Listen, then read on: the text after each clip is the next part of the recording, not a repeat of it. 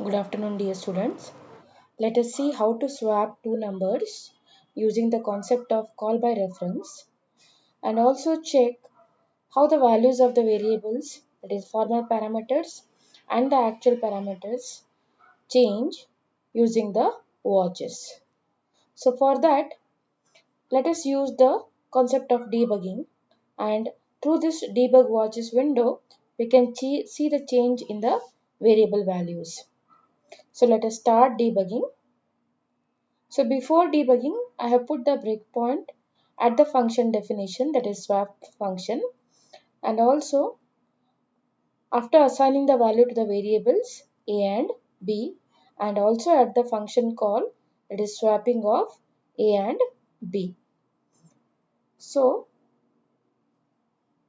we have defined a function swap. So this is the function declaration, and then we have given the definition of the function, and these are the formal parameters n1 and n2, which are in the form of address, that is a reference to the variables, and we have, this is the function call, where we are calling the function by passing the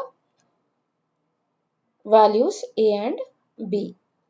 So now let us do the debugging and check how the value of the variables changes. So let us start debugging. So we can see that we have the debug cursor here, and the value of a is 1 and value of b is 2. Then, so if I move to next line, so value of a is printed, value of b is printed, and then we are going for a function call swap a and b. So we can see the a value is stored as 1 and b value is stored as 2.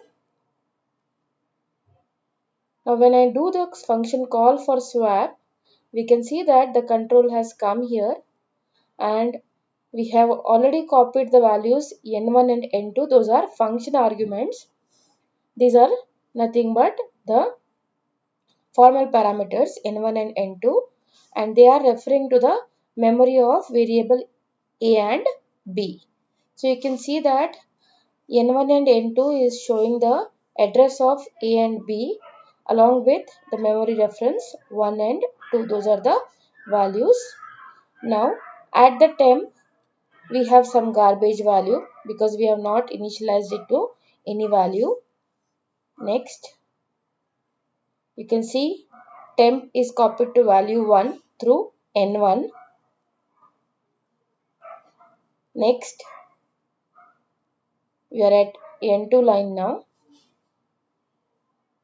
So you can see the value of n1 and n2 got swapped here. Previously n1 had 1 and n2 had 2. Now through the memory reference itself, the value is changed.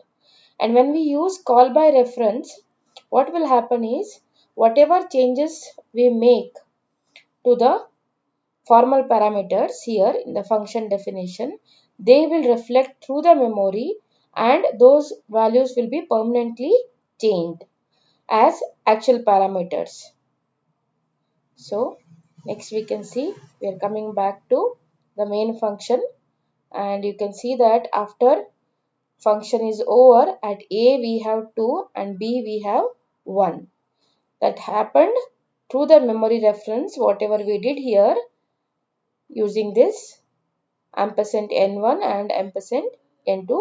This is what is called by reference. So next we are printing the value of a and value of b, and we are coming to return statement, and this is the end of the execution. So now if we see at the output,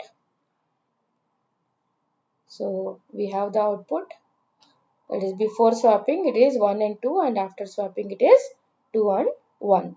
So in this way, what we can do is we can use these watches to observe the change of values in terms of variables as well as function parameters, which will help us in tracing of the program.